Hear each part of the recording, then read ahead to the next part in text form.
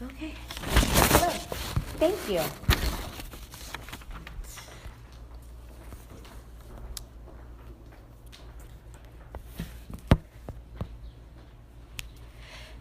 The Value of the Valley is a book that Iyanla Vanzant, who is the speaker of her own show on Oprah, Fix My Life, wrote a book. She was a book writer first of self-improvement for African-American women. And this small tote book was a memo for me 10 years ago that I came across called The Value of the Valley. Inside, it has notes. And one of those notes I always would read was the one on relationships. Now, I'm speaking on the value of the valley, not because we're in the valley of San Bernardino, but to me, just like that little small book, it has many different metaphors for what valleys are in each other's lives and how to value each and one of those valleys. Like the section that I have always read on relationships, where she says, some relationships are for the season, some relationships are for the reason, and some relationships are for a lifetime. And in the book, she explains very quickly that a relationship for a season is a seasonal relationship, a friendship, a love affair, an acquaintance that was just for the spring. Spring is in the air. And somehow it just went off like the petals of a rose and went bye-bye. And that was a seasonal relationship. Another type of relationship is a reason relationship. Sometimes people come into your life for a reason, to mentor you, to encourage you, to get to the next step that you need to go. And after that reason has been fulfilled, they too might fly off to the other side of the hemisphere like a bird for another reason to be in a relationship with someone else to carry them through. And some relationships are for a lifetime. That is only one part of the book on valuing the valley. Now, when we speak of valleys, picture this, looking at a map, we see valleys as the section in between the mountains.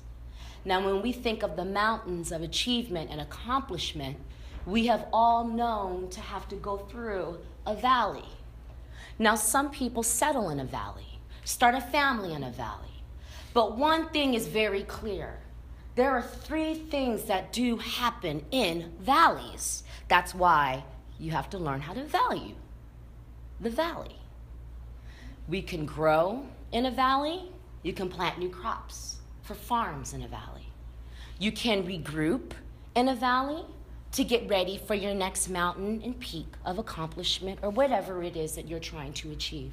In fact, I believe that it was the Wright brothers, when they were learning how to fly a plane for the first time, they did it from a valley, a flat plane.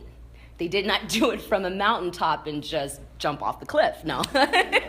They did it in a valley. So you even can learn to fly in a valley because you need that solid ground to build upon. So there are 3 different ways to take values in a valley. I recently found in 1 week, just last week, 2 valuable lessons in the valley of my life. And both of them were actually relationship valleys. One relationship, I found out that as I have been in the valley, growing, regrouping, learning to take off, I had spiritually and mentally outgrown a relationship that in another valley was okay. But on the surface, I actually had outgrown it and was ready to take off. It was very hard. It was kind of like plucking a weed out of your crop and going, look, this does not belong here. I am fully blooming, and this is stopping my bloom. So I had to learn to value that valley moment. And a couple days later, I had a total different relationship moment that taught me how to value the valley of my life right now. I had to judge the NAACP ACTSO Awards, an award that I've won a gold medal for when I was a teenager. And I had to give the gifts that I have back to this new generation of students. Not only did I evaluate them and judge them, I spoke to them. I showed them and told them who they should research, people that have already done their craft, won at their craft, and have produced at great peak level as they are learning to produce and get an award and get a medal for this competition. I told them to research people like Ruby Dee, Ozzie Davis, many, many other shows like Def Poetry Jam, because they're poets. And even Prince E, who was a very, very popular poet today. And in that, I learned to value another part of my value. Sometimes you're in a valley because there's people or other crops that need your seed. And they won't get your gift if you don't give it to them. So those were two great ways that I learned to value the valley of any part of my life, whether it's the valley of relationships and growth and growing, or the valley of health and spiritual health and mental health, or the valley of just setting up to be like the Wright brothers and take wings and fly. Thank you.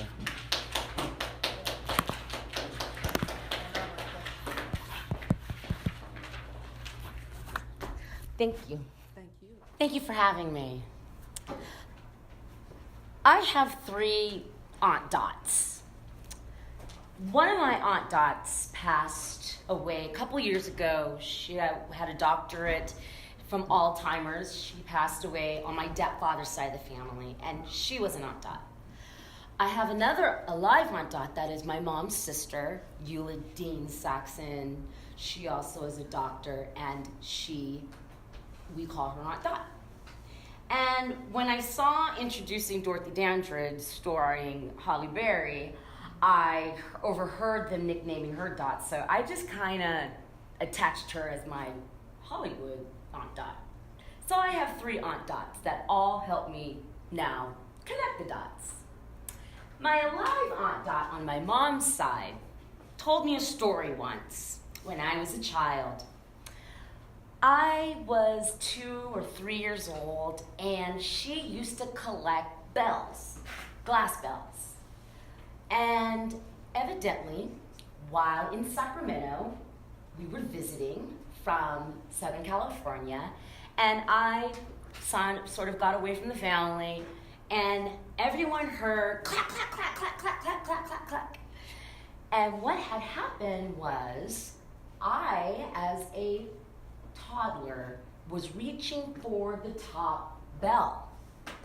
And in reaching for the top bell, all the bells up under scattered and broke all over the floor. My parents said, "Danielle, what have you done?" My Aunt Dot said, "Get the baby out of all that glass. Get the baby, get the baby." And so I actually wanted to introduce my speech telling that story because in many ways in my life, I am still that child that has reached for the top bell without properly constructing step-by-step ways of organizing myself, and things shatter up under me. Yes, I'm exposing myself in this speech of the value of organization. So many times when we're overachievers, we know how to strategize and we learn how to goal set. But an application process is where I think that value comes in. There's 2 things that I think of when I think of organization as well. They both, ironically, start with the long E vowel, like an eagle. preachers, and teachers. They're spelled the same, E-A, eagle. So when I think of a teacher, I think of the organization of teaching one to write. In a story structure, you have a beginning, a middle, and an end. When I think of a preacher, I think of the same organizational structure, but they like to call it in threes. Also, an introduction, my body, and a closing. So when I think of valuing organization, I like to look at it as a step-by-step process, but the value is in the process of taking those steps. You see, when I am around a very organized teacher, she may not always do everything step by step as she planned, but because of her valuing her process of organizing her teaching, it gives her a little room to embellish a bit. I was doing it today when I was teaching Thriller dance moves and explaining how Thriller as choreography of Michael Jackson had to be a story first. And how do you make a story? A beginning, a middle, and end.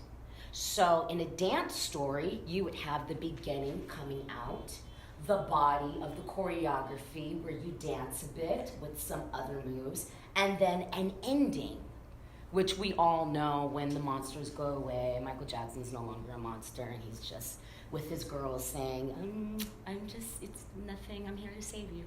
So we know also as teachers that same story structure, introduction paragraph, body paragraph, which ironically has organization in it too. Usually when you teach a child how to write a story, you ask them for 3 details, which ironically are the same things that I notice preachers do when I'm at church. They have an introduction, and then they say, these days, I've got 3 points, and then I'm going to sit down in 20 minutes. Well, the reason why they're able to sit down in 20 minutes is because they organized in a set of 3s, beginning, middle, and end. Now, have we all had a teacher or a preacher or something we were achieving and we weren't organized, but we just went through it? That is an example of not valuing it. And usually what usually comes out happening is you either embellish, you get off track, or you get off time. We've all had that teacher that's kept us after class. We've all had that preacher that's preached a little too long and got off subject and ended up telling you all about baseball, when the point was to tell you that there's 3 bases and you can hit a home run or you can hit each base. However, when you have your organization set and planned, you may not have every little thing you're going to say, but because you know right here is just this topic and this tagline, you can embellish a bit. It gives you a little bit of freeing space to colorfully enunciate, articulate, or give your presentation or your teaching of how you want it to come across. Then you do your second point, or your second paragraph, or your second portion of your presentation, which is about the body of the speech, your details of the speech. And there you get to free yourself again, dance around a bit, and color your organization. And then you have your third point, or your third paragraph, or your conclusion, or the conclusion and the ending of your dance, where you again, because you were organized in 1, 2, 3, you are able to then free yourself again and have some room. So there I do value organization. I value it because it allows you to put your landing and your mark in place without being all over the place or being anxious. Because when you're organized, you're prepared. And when you're prepared, then you are in a very valuable situation, and that is how I value organization. So plan your thoughts out right, strategically, but definitely don't shoot for the top bell without your 1, 2, 3 step-by-step process. Thank you.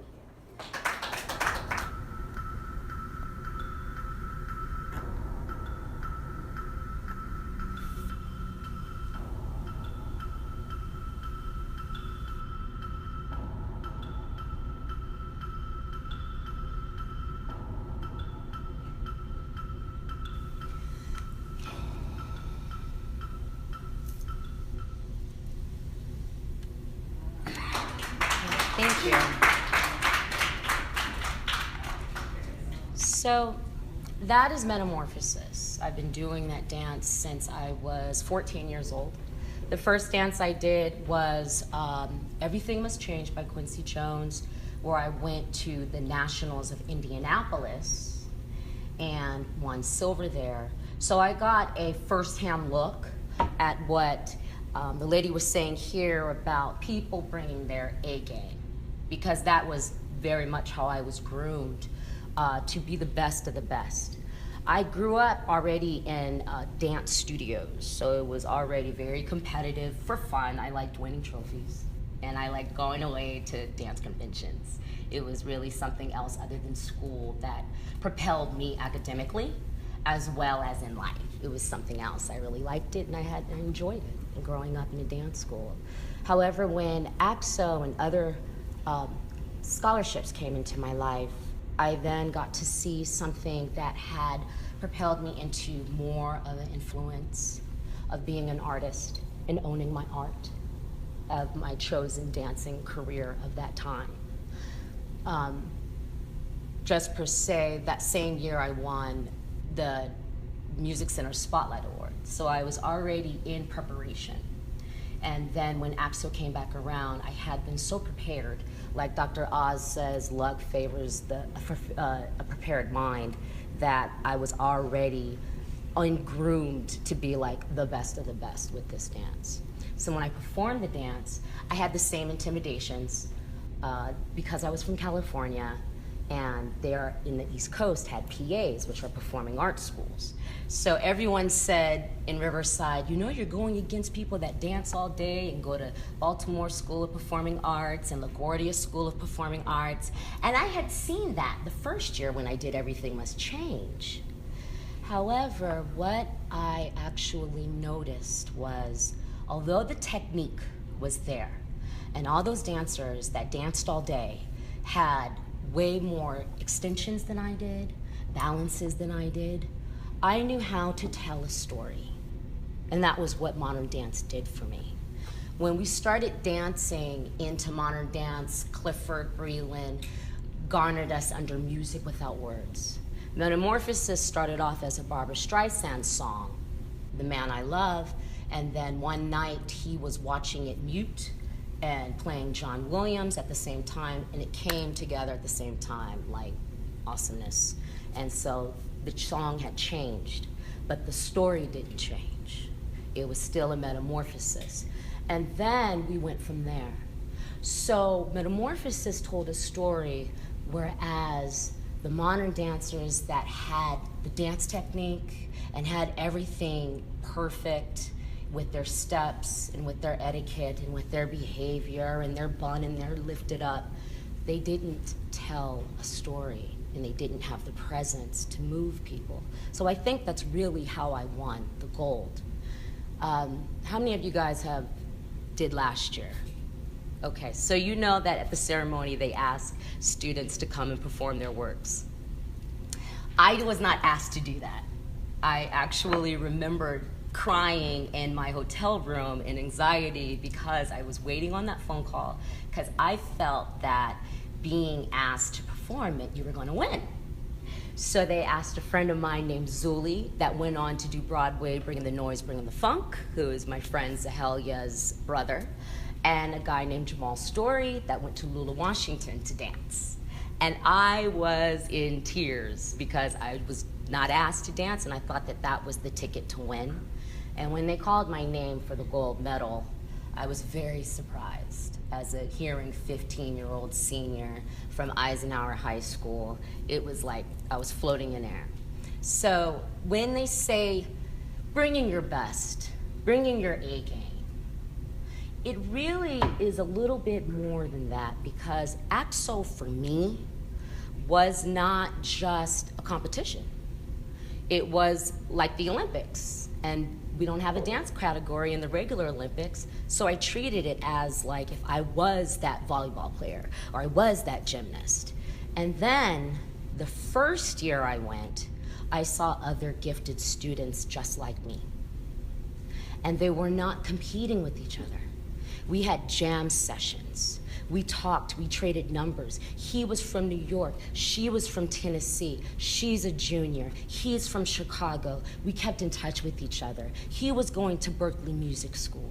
We celebrated each other, whether it was science, dance, writing an essay and presenting it, oratorical, all those things were at the same level.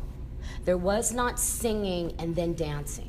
There was not STEM or a science project and then you wrote a paper.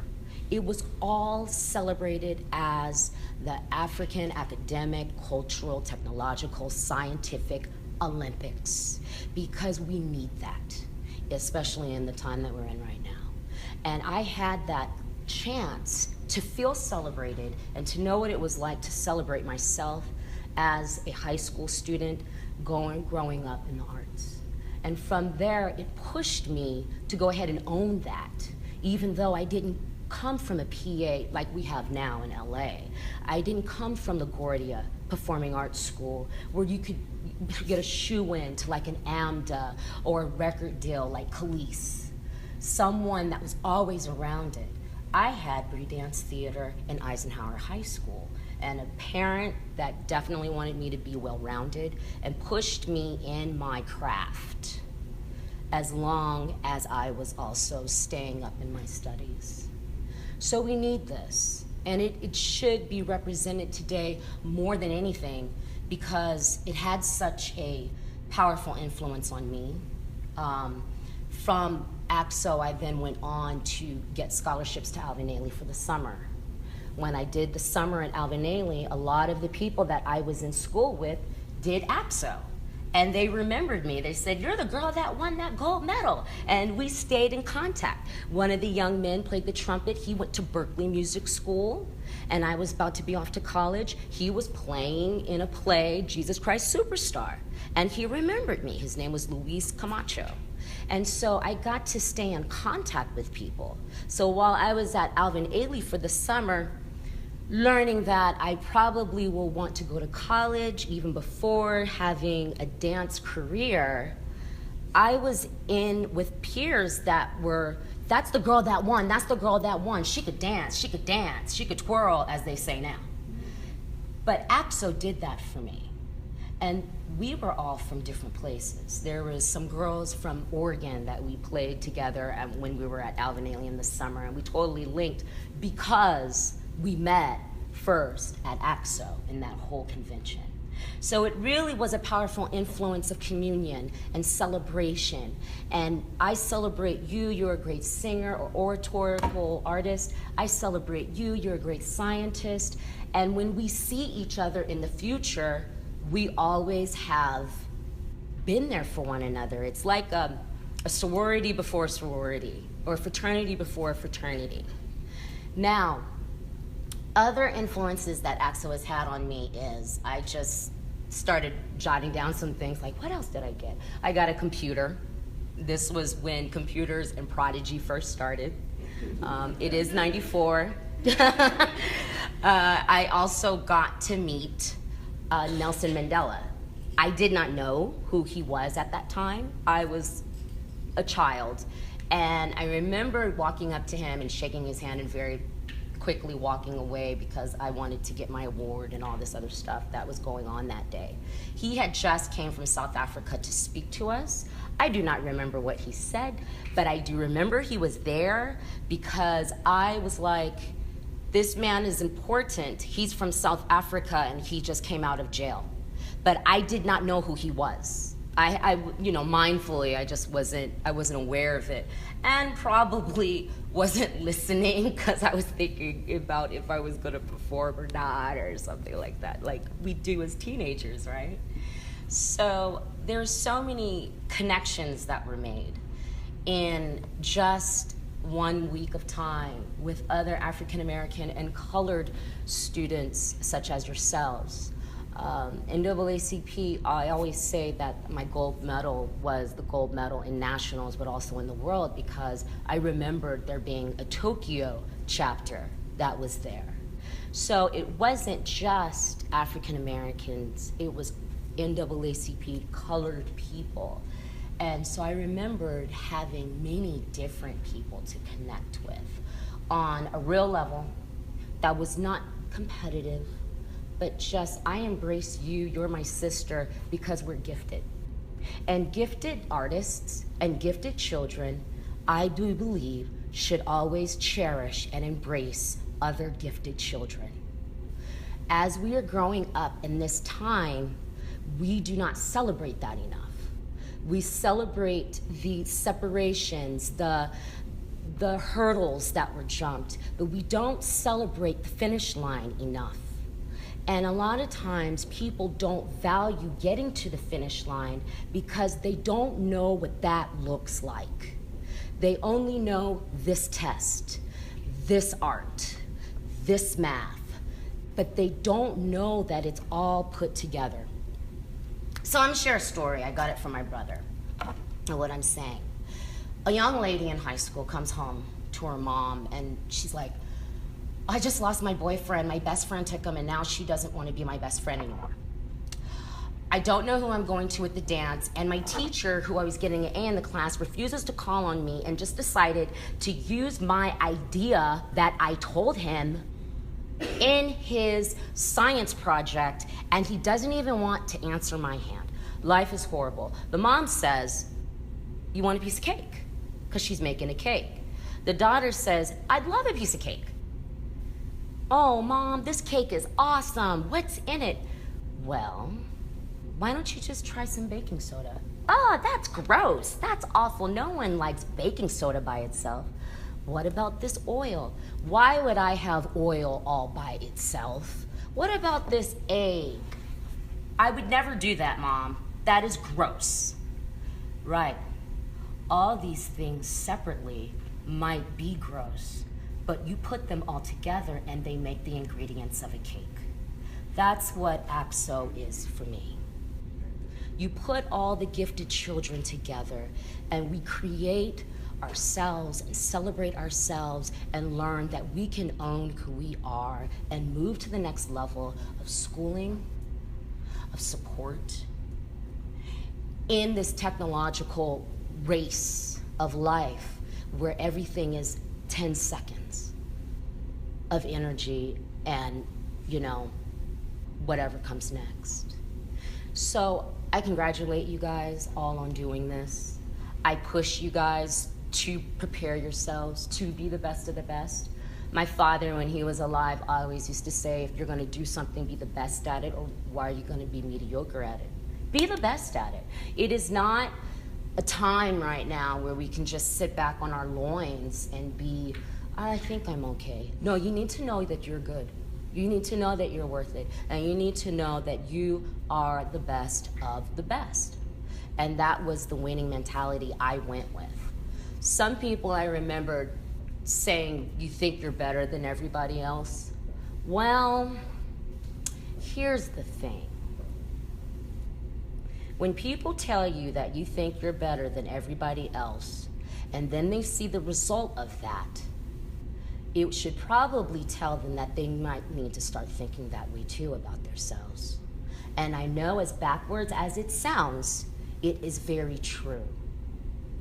It is hard in your time right now with all these distractions to believe in yourself without being liked on Facebook. I know, I'm an adult, I go through it. But you guys as children have so many things thrown at you that this is a time to celebrate yourself And what I am realizing is that celebrating yourself means taking time to prepare yourself, to love yourself, to believe in what you do is awesome. Whether anyone tells you, whether anyone says anything about it, it is time for you to get prepared to do that for yourself. And you can truly only do that for yourself. Because when you get to that nationals and you have your whole town telling you you're awesome, they're not there. And you have 80 other people from everywhere else that do exactly what you do. So who else are you going to believe in? Right? It sort of makes sense in a non-judgmental way that you might as well just go ahead and train yourself to be the best thing out there and then give it back. Because when you go ahead and you kind of test it out, by the time you get to nationals, you'll fall apart. And you'll go, oh, I didn't think I would get scared. But you got scared because it was only on the outside and everyone told you that you were good. But on the inside, you never took the time to prepare yourself and groom yourself. So that's why ACTSO was so very powerful for me, because I didn't have a category. I danced with other people. They were tap dancing, they were modern dancing, they were ballet dancing. It was like all of us together. And then they just picked 3 people. And I was one of those people. But I won by having a winning attitude in that way. I didn't have a category. I just had me. And to make sure everything came together for me. So, after Alvin Ailey, I still meet people that I've worked with. I've worked with many people all over the world. One of which, in Cirque du Soleil, me and my friend Terrence Harrison, who I mentioned, we always laugh about ACTSO now because he did ACTSO from Baltimore, Texas. And he told me, he said, I remembered ACTSO. I made my dance up at the last minute. And I didn't make it, but I could tell by the way you danced and performed that you probably won.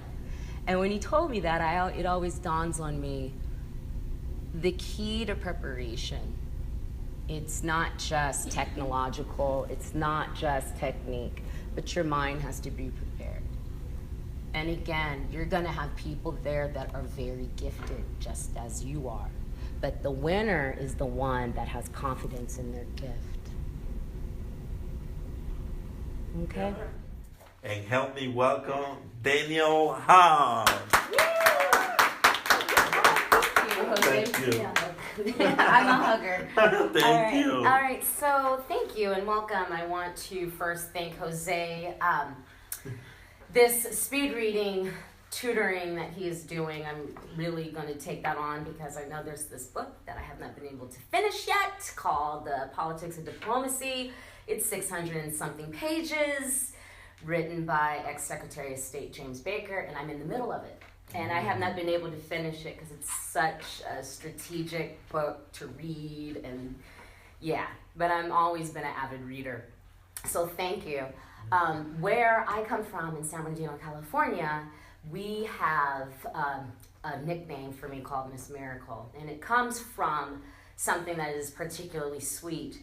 I have been known to get children that are known or spoken for by their own classmates. Oh, you don't want to call on her, she don't read, Miss Hobbs. You don't want to call on him, he don't read.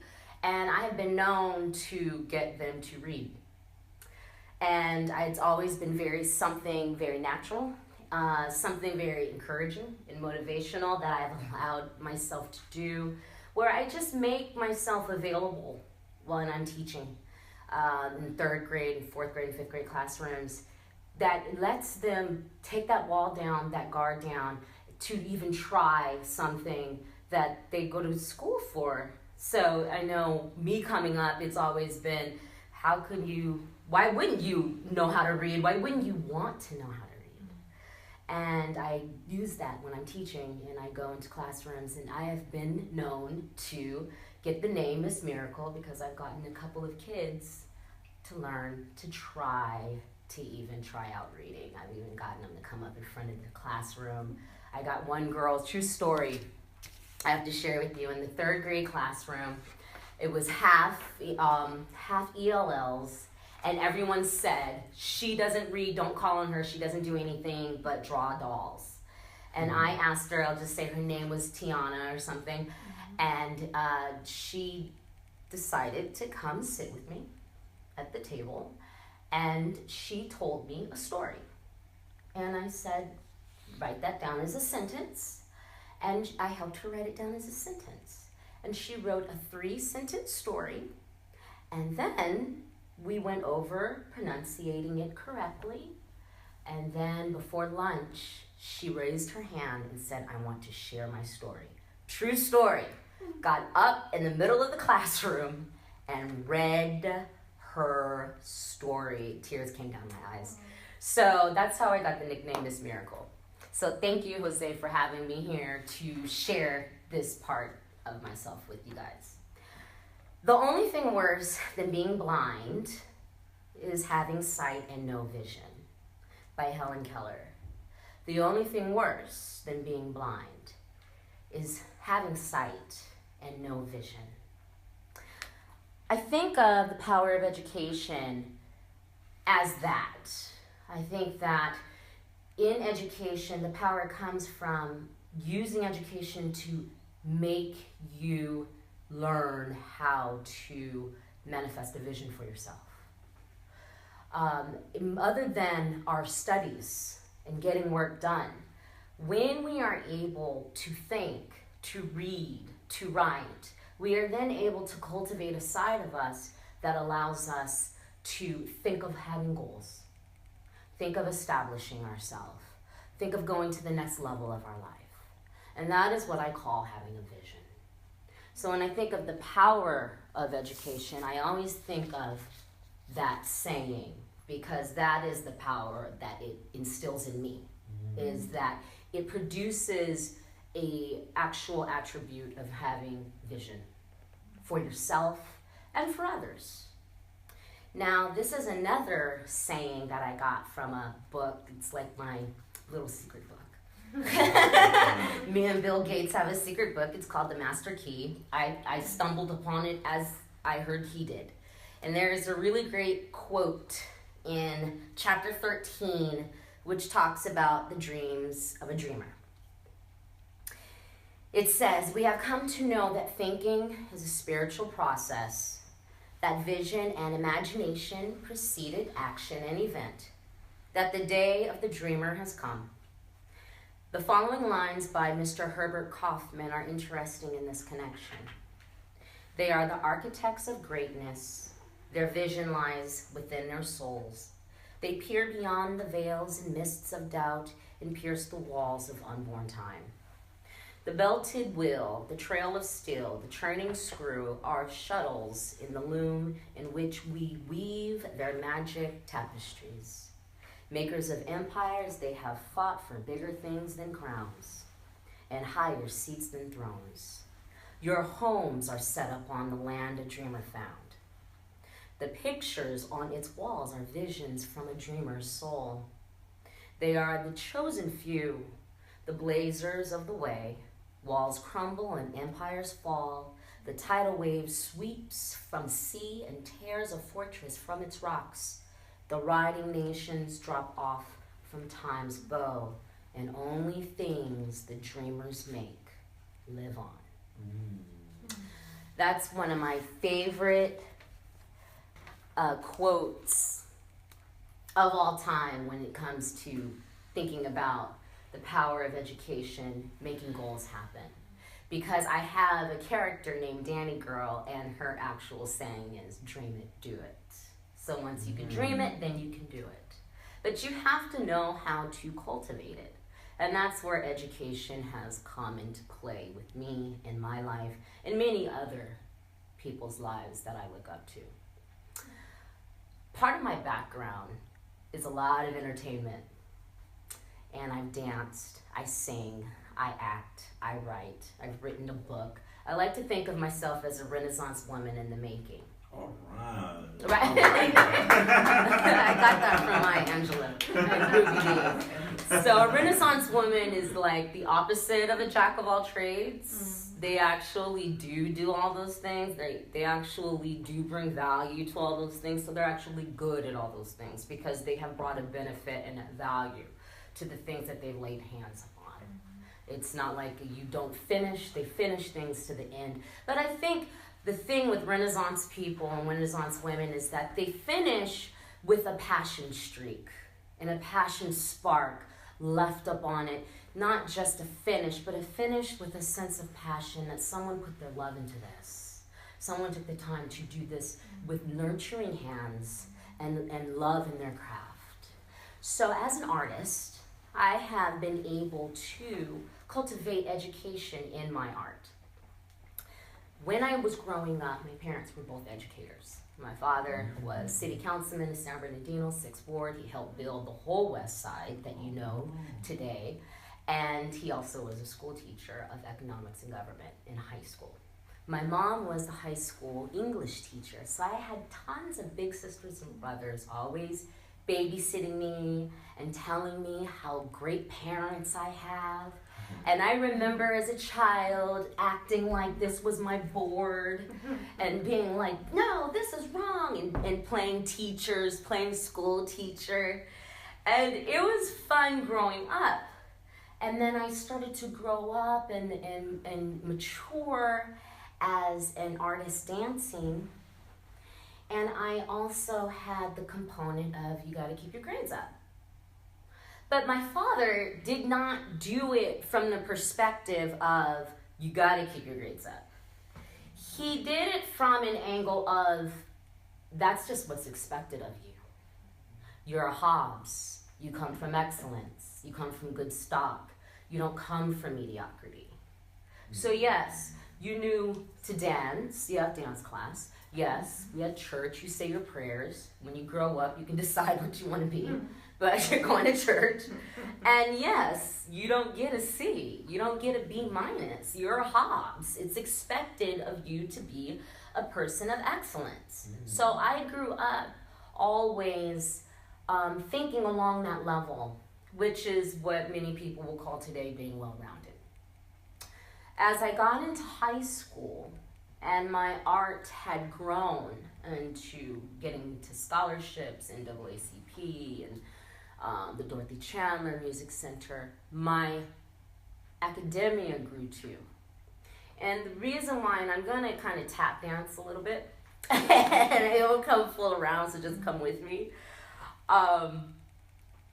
My academia grew because as my art grew and my creative mind grew, I was able to calculate things faster. So school was not difficult for me. It was not difficult to finish. As a matter of fact, when I had finished my sophomore year, I got a bad grade. And my parents put me in Loma Linda Academy, which was a very, very advanced school. It advanced me so much that in the first semester I had enough credits to be a senior. And I went on back to Eisenhower and graduated doing regular study plus homeschool studies, independent study, plus dancing, plus training, and graduated at 16 years old. So I say this because I really believe that a lot of the power in education has also come from me being able to have a creative outlet. That students that I teach now don't get that other side to express themselves, so their anxiety around test taking, like the SATs, their anxiety around education and getting a good grade, it's a little bit faulted, like earthquake fault, because there's always this rubbing of, you gotta get this, you gotta get this. But with me, because I was an artist, I didn't have that pressure, I just did it automatically. Because I just was already brought up to be a person of excellence. All right. And now, as a grown woman, I can look back and reflect and say, yeah, that's about right. Because I don't remember having any educational struggles.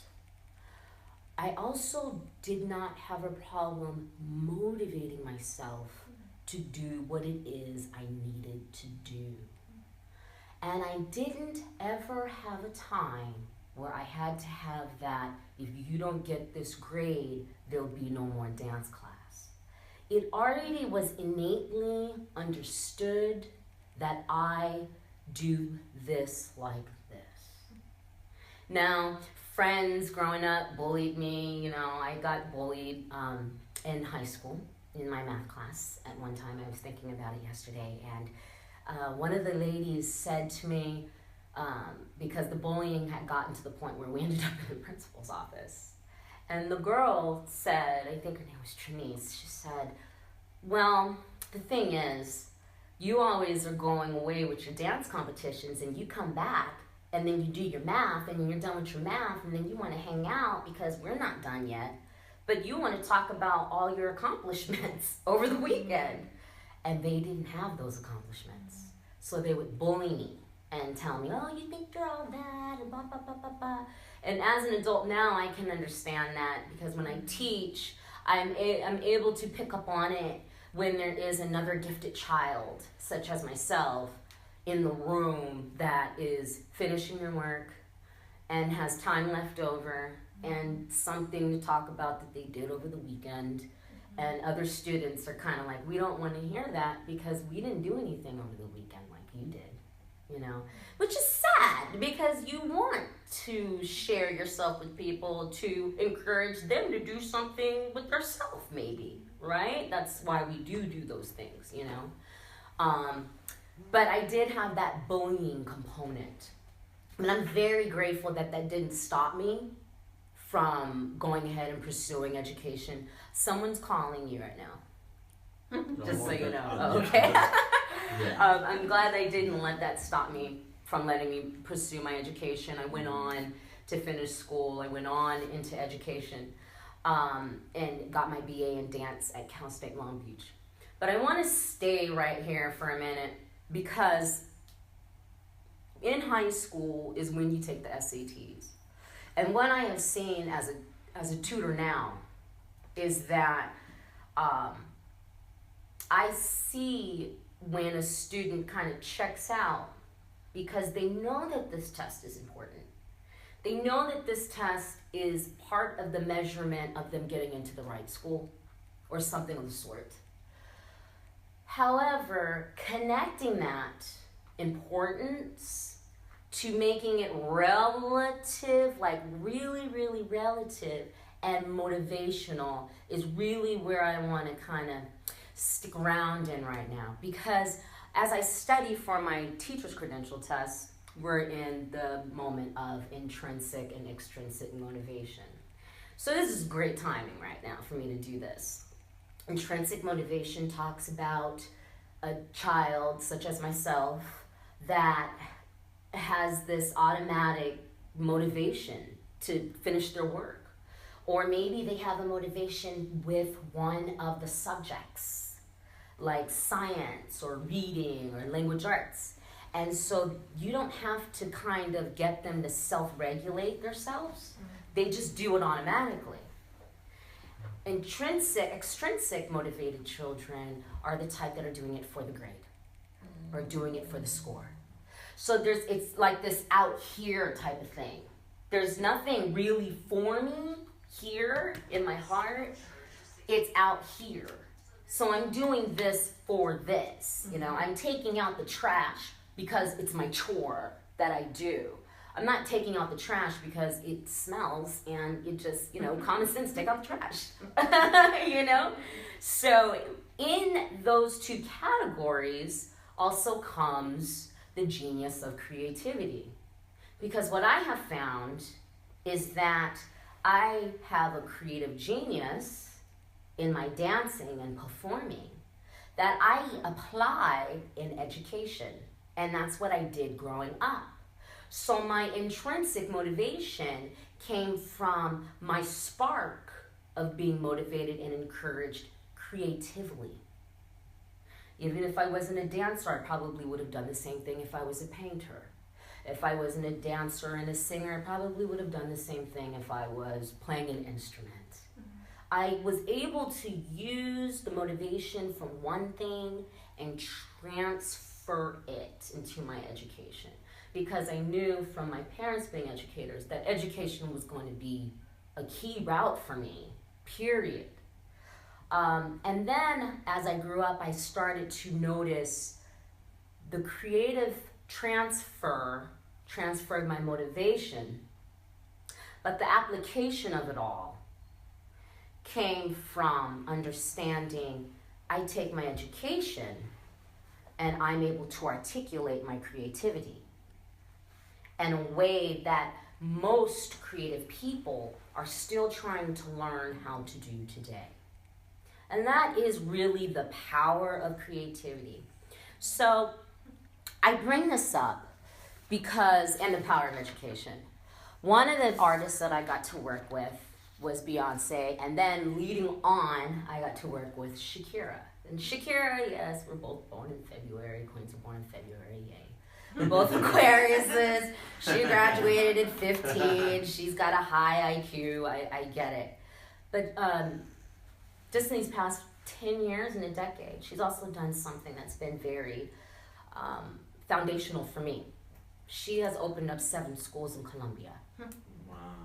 Now, a lot of people would look at that common aspect and say, oh, big deal, big deal, big deal.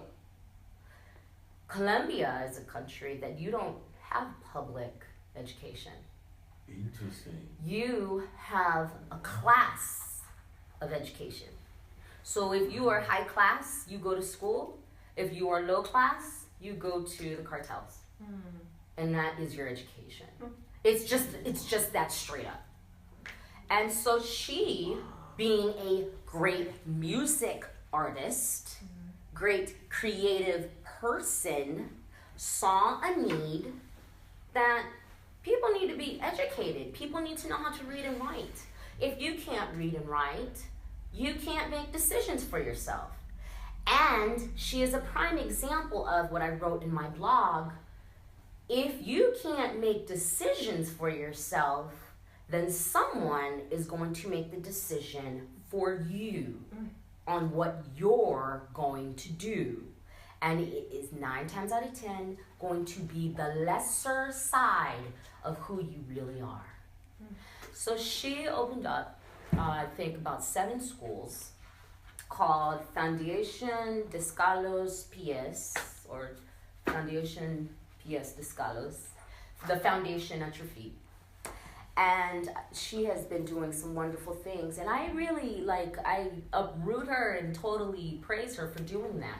Because usually, some people, they look at pop stars or music people, and they don't even think that they would be creative enough to be innovative. Or they're not thinking about other people outside of, their PR saying, oh, you should open up a home for homeless children and domestically abused women, and that will give you a good look.